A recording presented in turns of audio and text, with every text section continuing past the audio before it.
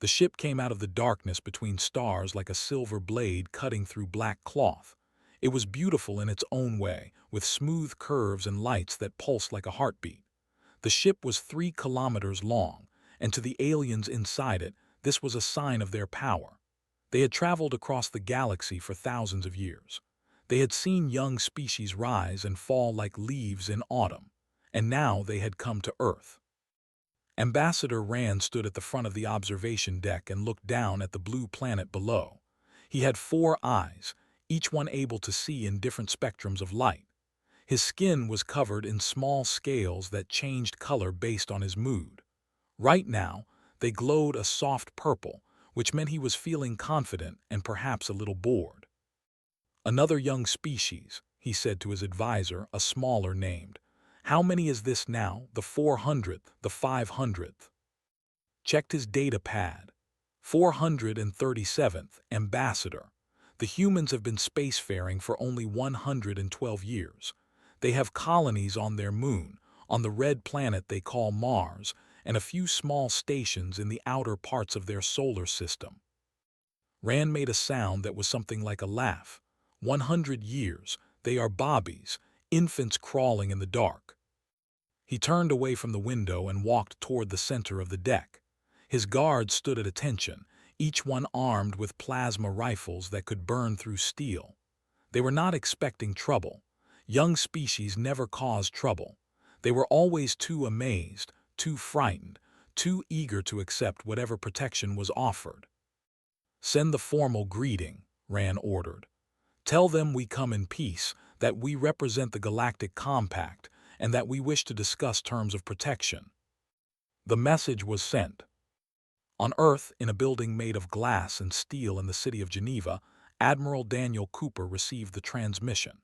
He was sitting in his office, looking at a picture of his daughter on his desk when the alert came through.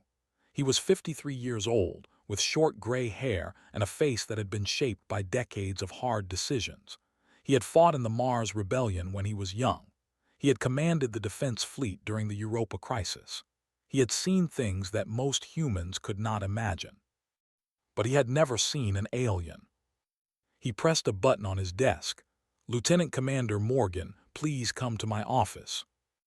Morgan arrived 2 minutes later. She was 32, with dark hair pulled back in a tight bun and sharp green eyes that missed nothing. She had graduated top of her class at the Naval Academy and had been assigned to Cooper's staff because she was one of the best tactical minds in the fleet. "Sir," she said, standing at attention. At ease, Cooper turned his screen so she could see it. "We have visitors." She read the message and her eyes went wide. "First contact, this is real." "It appears so. The ship is in orbit now. They want to talk about protection." Frowned. "Protection from what?" "That is an excellent question." Cooper stood up and walked to his window. From here, he could see the city stretching out below him, millions of people going about their lives, completely unaware that everything was about to change. "They say they represent something called the Galactic Compact. They say there are dangers in the galaxy that we cannot face alone. And they want to help us out of the goodness of their hearts." Cooper smiled, but there was no warmth in it. "I doubt it. In my experience, no one offers protection for free." He turned back to face her. "I want you to prepare a briefing for the Security Council. Everything we know about this ship, its capabilities, its weapons. I want to know if we can fight it." Nodded, "And if we cannot." Cooper was silent for a moment. Then he walked to a locked cabinet in the corner of his office. He pressed his thumb to the scanner and the door slid open. Inside was a single red phone, old-fashioned and simple. "Then we use our backup plan," he said. "Sir, what backup plan?" Cooper picked up the phone and dialed a number that only 12 people in the entire human government knew. It rang 3 times before someone answered. "This is Admiral Cooper," he said. "Authorization code Omega 77 Alpha. I need to speak with Saturn Station. It is time to wake the Leviathan." He hung up the phone and turned back to. Her face had gone pale. "Sir," she said slowly, The Leviathan project was classified above my clearance level. I thought it was just a rumor. It is not a rumor. Cooper sat back down at his desk. 40 years ago, when we intercepted our first alien signal, the governments of Earth made a decision. We knew we were not alone. We knew that someday someone would come. And we decided that when that day arrived, we would be ready. Ready how? Cooper smiled again, and this time there was something fierce in his eyes, something old and dangerous. You will see soon enough. For now, I want you to stall, work with the diplomatic corps, welcome our visitors, make them feel comfortable, make them think we are exactly what they expect us to be, a young, naive species, grateful for their attention. And what are we really? Cooper looked at the picture of his daughter again. She was 7 years old in that photo, smiling at the camera with a gap in her front teeth. He had built his entire career around one simple goal, making sure she would grow up in a world where humanity was safe. We are survivors, he said quietly. We have been fighting since before we could walk upright. Every empire that has ever tried to conquer us has fallen. Every enemy that has ever underestimated us has regretted it. To think they are dealing with children. He looked up at. They are about to learn how wrong they are. 3 hours later, stood in the main conference room of the United Earth Command building, watching the screens as the ship requested permission to land. She had done her research. The ship was armed with weapons that could destroy cities. Its shields could withstand anything in the human fleet. And somewhere out near Saturn, something was waking up. Something that had been sleeping for 40 years, waiting for this moment. She did not know what the Leviathan was, but she knew Admiral Cooper, and she knew that he was not a man who bluffed. The thought they were coming to offer protection to a weak and helpless species smiled to herself as she approved the landing request. They had no idea what they were walking into. The shuttle landed on a platform outside New Geneva at exactly noon.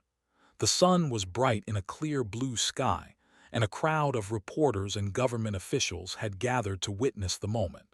This was the biggest event in human history, and everyone wanted to be there. Ambassador Rand stepped out of the shuttle first. He was tall, nearly 8 feet, and his scaled skin caught the sunlight and reflected it back in shades of blue and green. His 4 eyes scanned the crowd, taking in every detail. Behind him came his advisor and 6 armed guards, their weapons holstered but visible.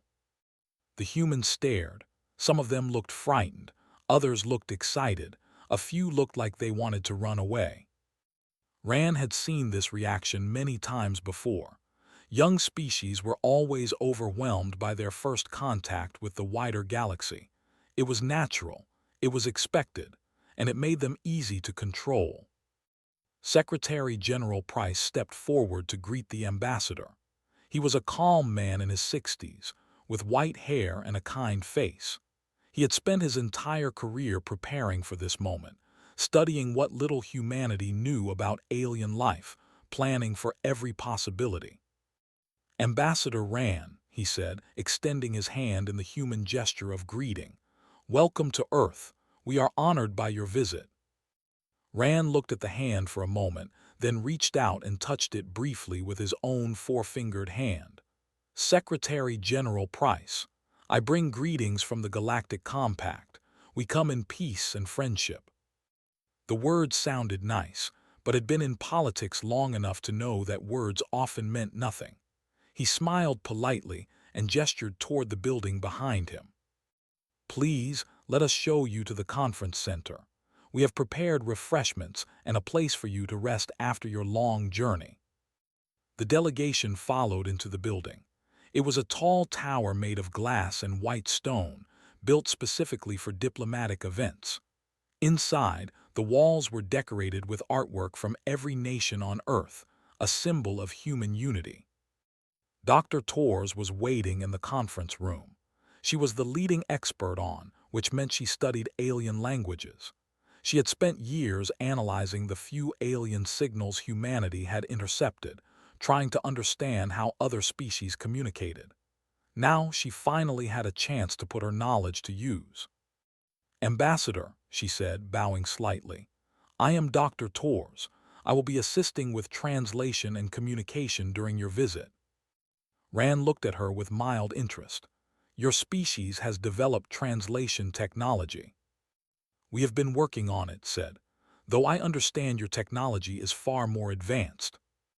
"Indeed."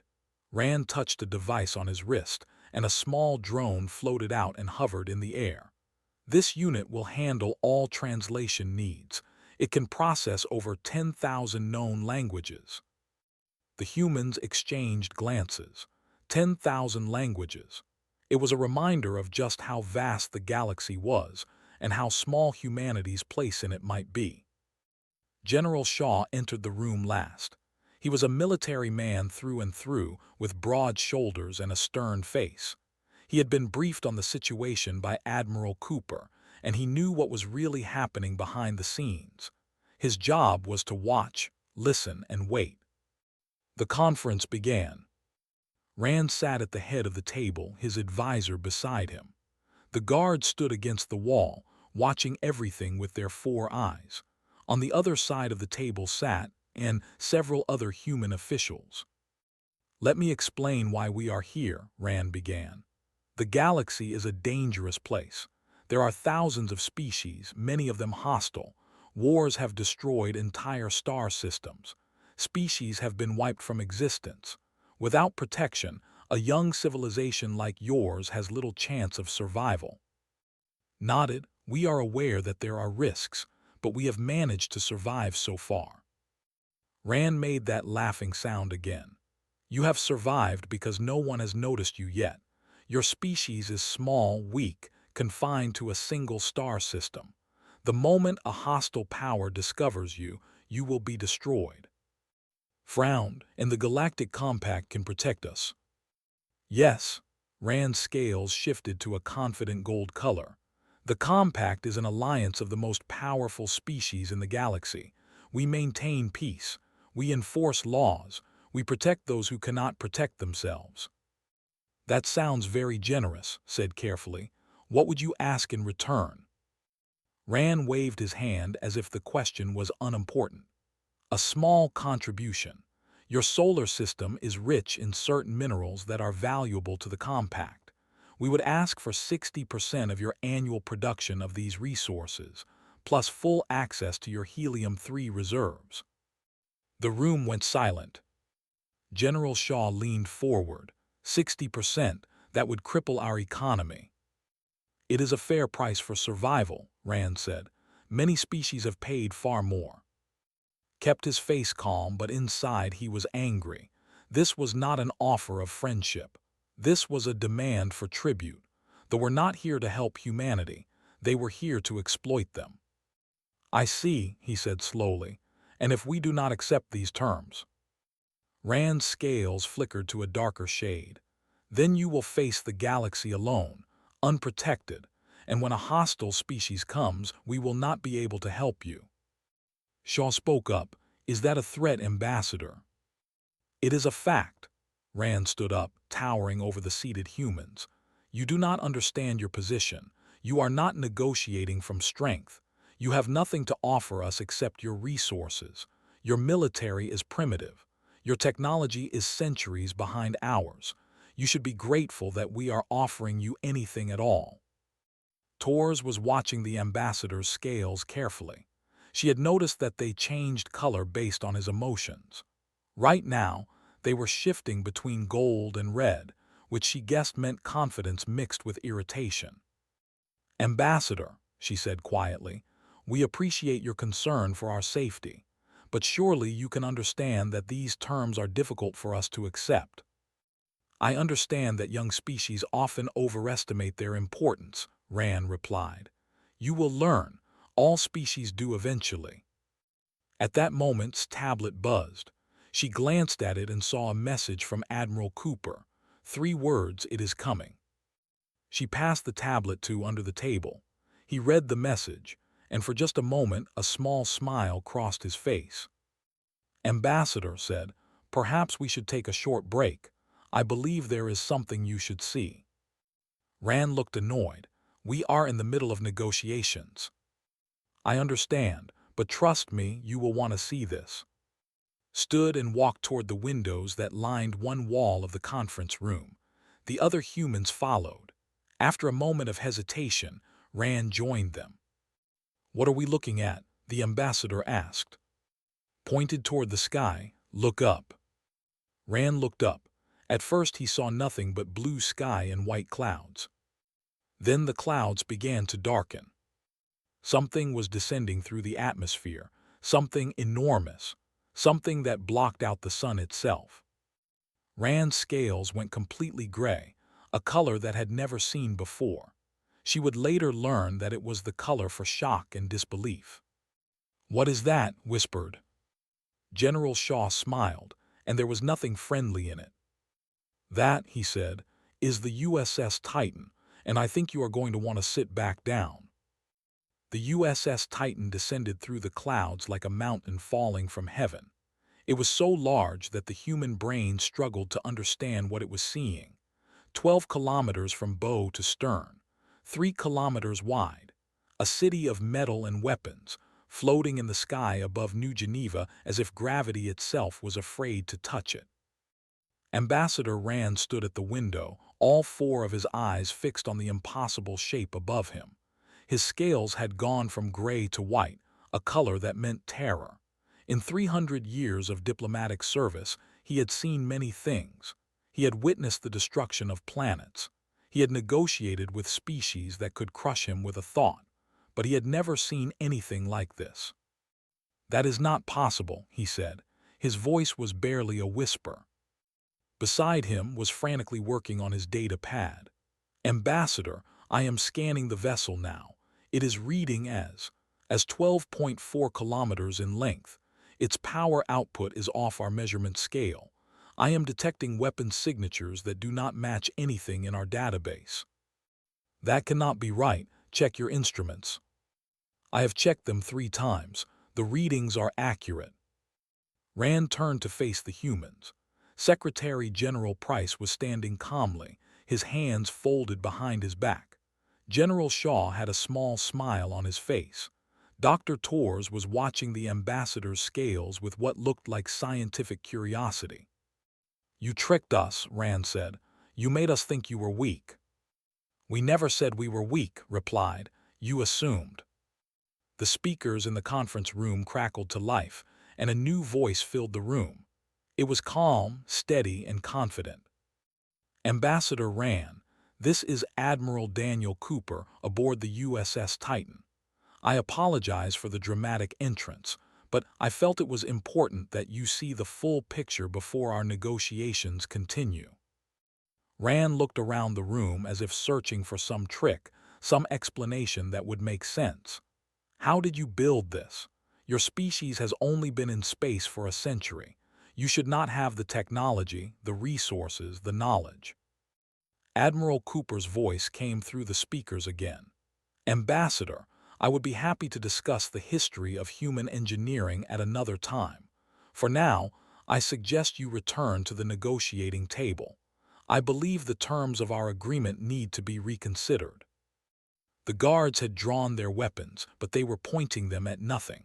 There was nothing to fight. The enemy was above them, 3 kilometers of armor and weapons that could probably destroy their entire fleet without slowing down. Put your weapons away, Rand ordered. His voice was sharper than usual. We are still guests here. There is no need for violence. The guards holstered their weapons, but they did not relax. Their 4 eyes kept moving, scanning the room, searching for threats that were not there. Everyone returned to the conference table. The mood had changed completely. Before, Rand had been in control. He had been the representative of a vast galactic power dealing with primitive children. Now he was something else entirely. He was a diplomat who had badly misjudged his opponent. Let us talk, said, really talk this time. Rand was silent for a long moment. Then he spoke. How did you hide this? Our intelligence networks span the galaxy. We monitor every developing species. We should have seen the construction of a vessel this size. General Shaw answered, "We built the Titan inside an asteroid in the belt, far from the sun, far from anything that might be watching. We hollowed out the rock and used it as a shell to hide our work. The asteroid's natural mass masked our energy signatures." "For how long?" 40 years. Rand's scales flickered through a dozen colors. 40 years. You have been planning this for 40 years. Tors leaned forward.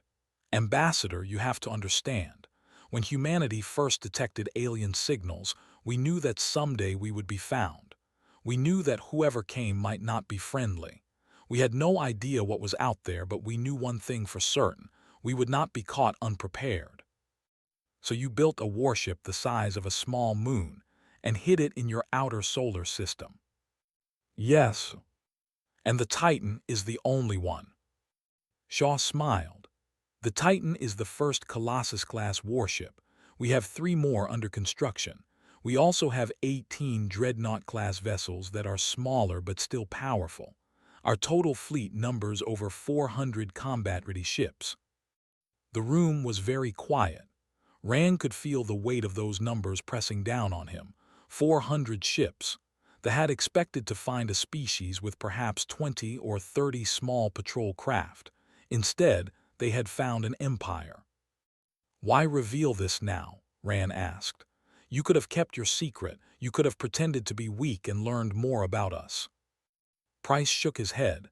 "We considered that option, but we decided it was better to be honest. We do not want war with thee or the Galactic Compact. We want peace. We want trade. We want to join the galactic community as equals." "Equals?" Rand repeated the word as if it tasted strange. "The Compact does not deal with equals. It deals with members, with clients, with protectorates. There is a hierarchy. That is how things work. Perhaps it is time for things to work differently." Admiral Cooper's voice came through the speakers again. "Ambassador, I want to show you something.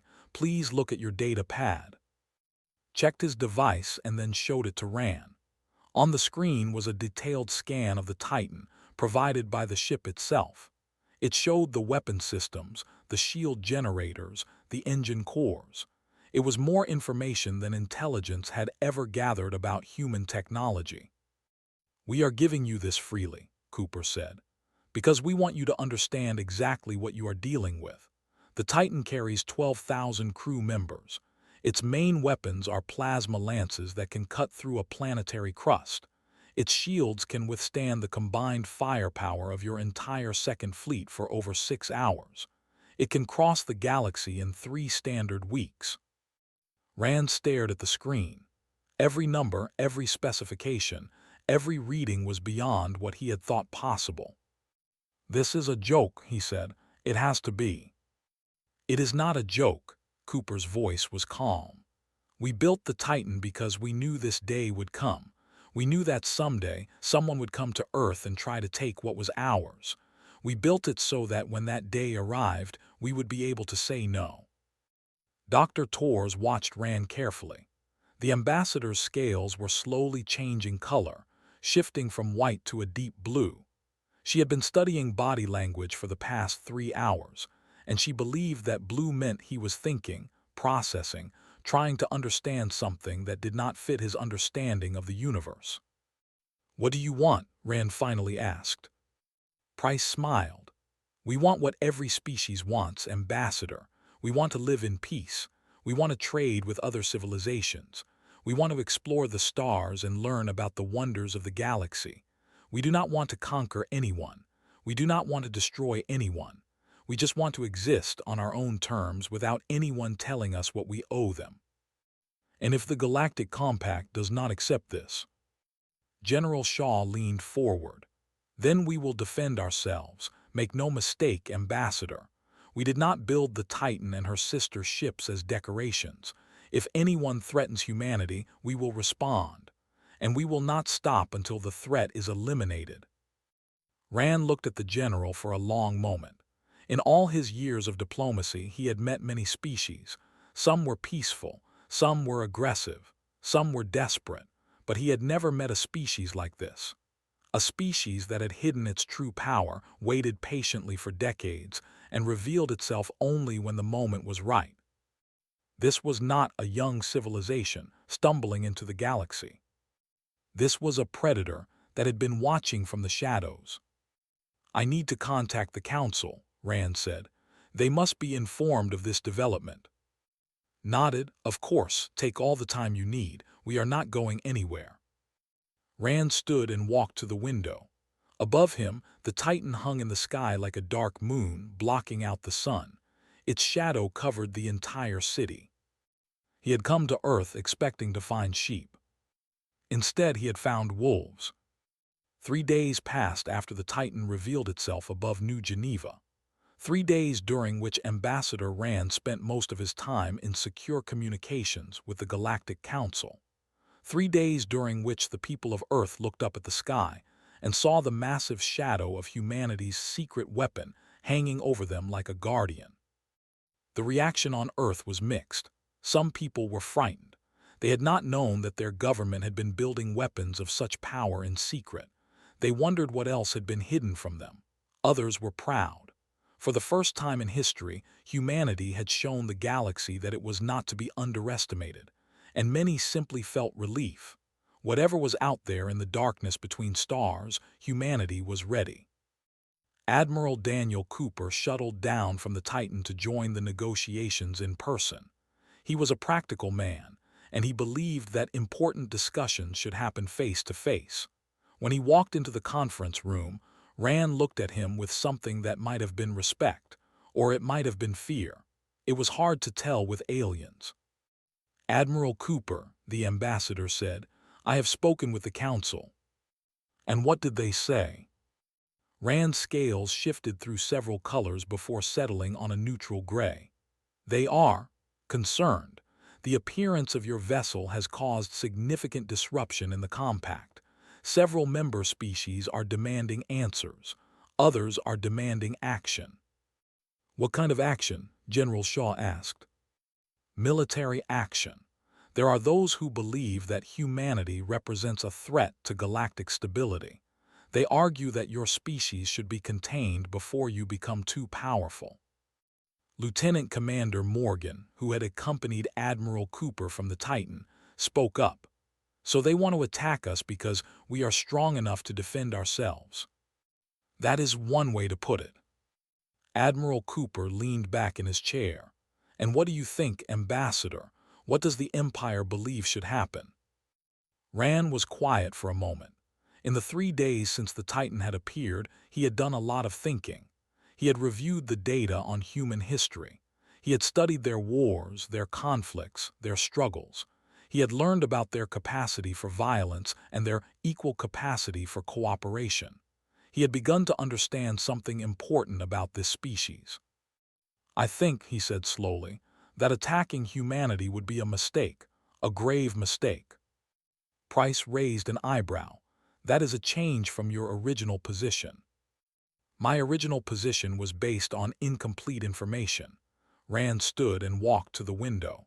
The Titan was still there, still blocking out the sun. "I assumed that your species was like all the others we have encountered. Young, naive, easily intimidated. I was wrong." He turned back to face the human delegation. "Your species has been at war with itself for most of your history. You have developed weapons capable of destroying your entire planet. You have survived natural disasters, plagues, and internal conflicts that would have wiped out most species. And through all of that, you have continued to grow stronger." Dr. Torres nodded. "We are survivors. It is in our nature." "Yes, and that is precisely why attacking you would be foolish." Rand's scales turned a deep purple. "A species that could build the Titan in secret, a species that could hide its true strength for 40 years while preparing for a threat it had never seen, that is not a species you want as an enemy. If we attacked you and failed to destroy you completely, you would never stop fighting. You would hunt us across the galaxy. You would make us pay for every drop of blood." Admiral Cooper smiled slightly. "You understand us better than I expected, Ambassador." "I have had 3 days to study your history. It was educational." The negotiations resumed with a very different tone than before. Rand no longer spoke from a position of superiority. He spoke as a diplomat trying to find common ground between two powers. "The Council has authorized me to negotiate new terms," he said. "What does humanity want?" Secretary General Price had been preparing for this question. He pulled out a data pad and began to read. "First, we want full membership in the Galactic Compact, not as a client state or a protectorate, but as a full member with voting rights and a seat on the Inner Council." Rand's scales flickered. The Inner Council is reserved for the founding species. No one has joined it in over 1,000 years. Then it is time for that to change. What else? Second, we want mutual defense treaties. If humanity is attacked, the Compact will come to our aid. If the Compact is attacked, we will come to theirs. Equal partnership, equal responsibility. Rand nodded slowly. That is reasonable. Third, we want fair trade agreements. No more demands for tribute or resource quotas. Trade will be based on market value, negotiated between equals. Also reasonable. Fourth, we want access to galactic technology and knowledge. Not limited access, not filtered access. Full access, the same as any other member species. Rand hesitated. That is more complicated. Some technologies are restricted for safety reasons. General Shaw spoke up. "Ambassador, we just showed you a ship that is larger than anything in your fleet. We are not asking for technology we could not develop ourselves. We are asking for the opportunity to learn and grow alongside the rest of the galaxy, rather than being kept in the dark." The ambassador considered this. He knew that the Council would resist. They liked to keep young species dependent on them. It made them easier to control. But he also knew that humanity was not a species that could be controlled. "I will present your requests to the Council," he said finally. "I cannot guarantee they will accept all of them." "Then let me be clear about one thing," Admiral Cooper said. He stood up and walked to stand directly in front of Rand. Despite being shorter than he somehow seemed to fill the room. "We are not asking for permission. We are offering partnership. If the Compact accepts our terms, they will gain a powerful ally. Humanity will fight beside them, trade with them, share knowledge with them. We will be a valuable addition to your alliance." He paused and his eyes were cold. "But if the Compact decides to treat us as a threat, if they decide to attack us or contain us or limit us, they will find out exactly what humanity is capable of. We have spent our entire history fighting for survival against enemies who thought we were weak. We have never lost. We never will." The room was very quiet. Morgan watched the exchange with a mixture of pride and nervousness. She had served under Admiral Cooper for 3 years, but she had never seen this side of him before. This was not the calm, patient officer she knew. This was something older, something harder. This was the part of humanity that had survived ice ages and plagues and world wars. The part that refused to die. Rand met Cooper's gaze for a long moment.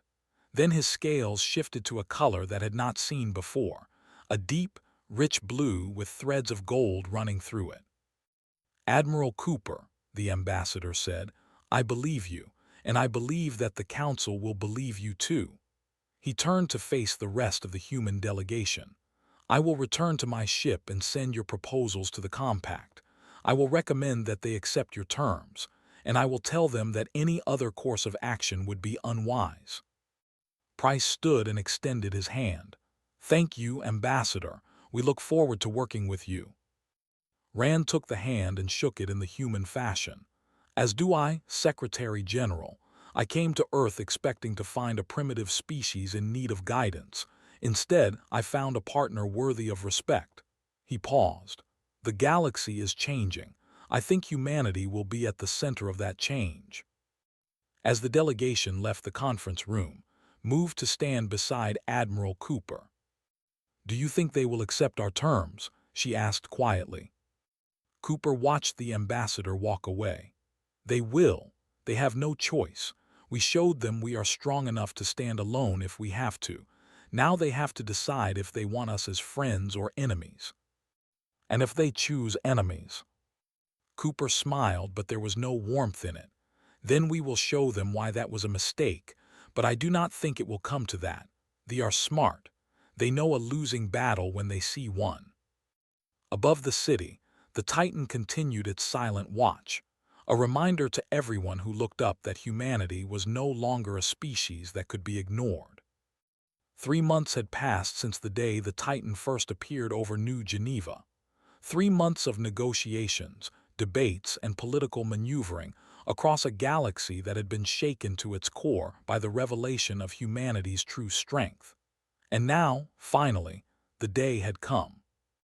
The signing ceremony was held aboard the USS Titan itself. It was a deliberate choice. Secretary General Price had suggested a neutral location, perhaps a space station or an uninhabited planet. But Admiral Daniel Cooper had argued that the ceremony should take place on the ship that had changed everything. The Council had agreed, perhaps because they wanted to see the inside of the vessel for themselves. 17 species had sent representatives. They came in ships of every size and shape, forming a small fleet around the Titan. Some were allies of the, curious to see the new power that had emerged from the darkness. Others were rivals, hopping to learn something they could use. And a few were simply watchers, species who preferred to observe from a distance and draw their own conclusions. Ambassador Rand arrived first, as was proper for the representative who had initiated first contact. He walked through the corridors of the Titan with his advisor beside him, and his 4 eyes took in every detail. The ship was even more impressive on the inside than it was on the outside. The hallways were wide enough for vehicles to pass through. The ceilings were high enough for the tallest species in the galaxy, and everywhere he looked he saw humans, working, talking, laughing. They moved through their massive ship like they belonged there, like it was the most natural thing in the world. They built this, said quietly. In secret, in 40 years, it should have taken them centuries. I know. Rand's scales were a contemplative blue. I have spent 3 months trying to understand how they did it. I am still not sure. Perhaps they are simply better than we thought. Perhaps, or perhaps we have been underestimating young species for too long. The observation deck where the ceremony would take place was the largest room on the ship. Its walls were made of transparent material that offered a view of space in every direction. Earth hung in the distance, a blue and green jewel against the black void. The sun shone brightly, and stars filled the sky like scattered diamonds. The human delegation was already there. Secretary General Price stood at a podium, the treaty documents on a table beside him. Admiral Cooper stood behind him in full dress uniform, his medals gleaming in the light. Dr. Torres was there too, along with General Shaw and Lieutenant Commander Morgan. One by one, the alien representatives entered and took their seats. They came in all shapes and sizes. Some were tall and thin. Others were short and wide. Some had scales, some had fur, some had skin that seemed to be made of crystal. They represented the incredible diversity of life in the galaxy, and now humanity was about to take its place among them. Price stepped up to the podium and looked out at the assembled crowd. This was the moment he had been preparing for his entire life. Not just him, but all of humanity. Every generation that had fought and struggled and survived had led to this moment. Distinguished representatives of the Galactic Compact, he began, we are gathered here today to mark a new chapter in the history of the galaxy. For thousands of years, the Compact has maintained peace and order among the stars. Today, humanity joins that great project. He paused and looked at the treaty documents. We do not come to you as supplicants begging for protection. We do not come as conquerors demanding submission. We come as partners, offering our strength, our creativity, and our determination to help build a better future for all species. Admiral Cooper watched the alien delegates as spoke. Most of them were listening politely, but a few looked uncomfortable. He knew that not everyone in the compact was happy about humanity's sudden rise. Some saw them as a threat. Others saw them as a disruption to the natural order. But Cooper did not care what they thought. Humanity had earned its place at the table, and it would not apologize for that. The signing itself was simple. Price wrote his name on the treaty, followed by the representatives of each species in turn. Rand signed on behalf of a crystalline being named something unpronounceable signed for the collective. A massive four-armed creature signed for the hegemony. One by one, 17 names were added to the document. When it was done, shook hands with Rand. "It is finished," the ambassador said. "Humanity is now a full member of the Galactic Compact." "It is not finished," replied with a smile. "It is just beginning." A reception followed the ceremony. The observation deck was transformed into a gathering space where representatives from different species could meet, talk, and take the first steps toward building relationships with humanity. Servants moved through the crowd, offering food and drinks suited to a dozen different biologies. Admiral Cooper stood near the windows, watching Earth rotate slowly in the distance. Morgan joined him, a glass of something amber in her hand. "Congratulations, Admiral," she said. "We did it." "We did," Cooper turned to look at her. "But this is just the first step. Joining the compact is one thing, earning respect is another." "Do you think we will have trouble?" Cooper looked out at the alien delegates mingling with human officials. "Probably. There are species out there who do not like what we represent. They have been on top for a long time and they do not want to share power." He shrugged. "But we have faced worse. We will manage." Across the room, Dr. Torres was deep in conversation with a scientist. They were discussing the differences between human and languages, finding common ground in their shared love of communication. It was exactly the kind of exchange that Price had hoped the treaty would enable. Rand approached Admiral Cooper. The ambassador's scales were a warm gold color now, relaxed in content. "Admiral," he said, "I wanted to speak with you before I return to my ship." "Of course." Rand was quiet for a moment, looking out at the stars. "When I first came to Earth, I thought I knew what I would find. A primitive species, easily impressed, easily controlled. I was prepared to offer you scraps and watch you accept them with gratitude." He turned to face Cooper. "I was a fool." "You were working with the information you had," Cooper said. "You could not have known." "Perhaps, but I should have been more careful. I should have looked deeper." Rand's scales flickered. "Your species frightens me, Admiral. Not because of your weapons or your ships, but because of what you represent. You are proof that everything we thought we knew about the development of civilizations might be wrong." Cooper considered this. "What do you mean?" "We believed that power came from age, from experience, from slowly accumulating knowledge over thousands of years. Your species is barely 200 years into its spacefaring history, and you have already built weapons that match anything in the compact. You have technology that our scientists do not understand. You have achieved in decades what took us centuries." Rand shook his head slowly. "It makes me wonder what else we have been wrong about." Cooper smiled. "Ambassador, I do not know if humanity is special or if we are just lucky. What I do know is that we have always been willing to fight for what matters. We have never accepted limits that others tried to place on us, and we never will." "I believe you." Rand extended his hand in the human fashion. "I hope that in the years to come, our species will continue to work together. I think we have much to learn from each other." Cooper shook his hand. "So do I, Ambassador, so do I." As the reception continued, General Shaw found himself talking to a group of military officers from various species. They were asking questions about the Titan, about human weapons technology, about tactics and strategy. Shaw answered some of their questions and deflected others. He was friendly but careful. Trust would take time to build. The night wore on. One by one, the alien delegates returned to their ships. The fleet that had gathered around the Titan began to disperse, jumping into faster-than-light travel and vanishing into the darkness. When the last guest had left, Admiral Cooper stood alone on the observation deck, looking out at Earth. Morgan joined him again. "What are you thinking about?" "My daughter," Cooper said. "When she was born, I made a promise to myself. I promised that I would do everything in my power to make sure she grew up in a world where humanity was safe."